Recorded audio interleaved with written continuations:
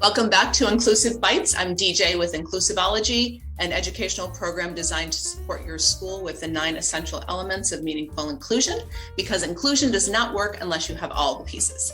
So this is a little tale about the importance of language development and talking to your children. So when I was a teacher, I had a lovely little friend. Her name was Lila.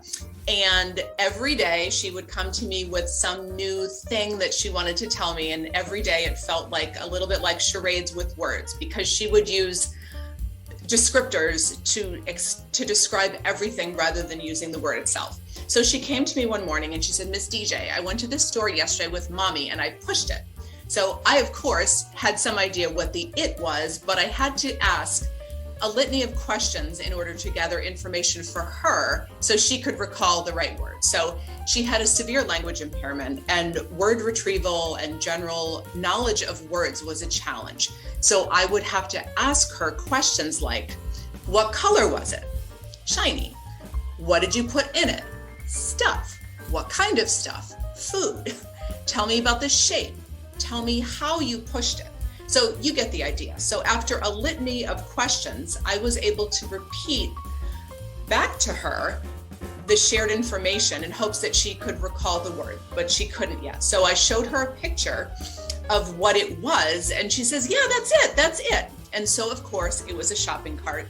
And Lila was not able to recall the word on that particular day, but a few weeks later, after a couple of descriptive words and a couple of visual reminders, that word came to her mind and she said, "Miss DJ, that's a shopping cart. That's what I push at the store."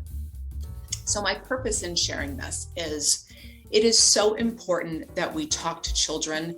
And so often there are hundreds of teachable moments in a day. So rather than, using words that like thing, stuff, or it, give objects meaning. So if you're looking at a shopping cart, don't call it a thing, don't call it it. It's a shopping cart, because that helps children make sense of words. And so that's how their vocabulary starts to grow. So when you're in the grocery store and you ask, and your child says to you, "What is that?"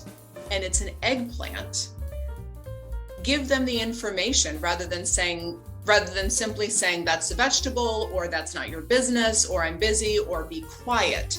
So as a parent, you're your child's first teacher. So you can say, "That's an eggplant and it's purple. It's a vegetable that can be baked or roasted, and you can even put cheese on the top of it." So talk to your children, give them information, give words real meaning. And so a curious mind has a lot of room and areas to be filled up, just like Lila's shopping cart. So I hope you enjoy the rest of your day. Thank you for listening to this Inclusive Bite, and I will see you next time.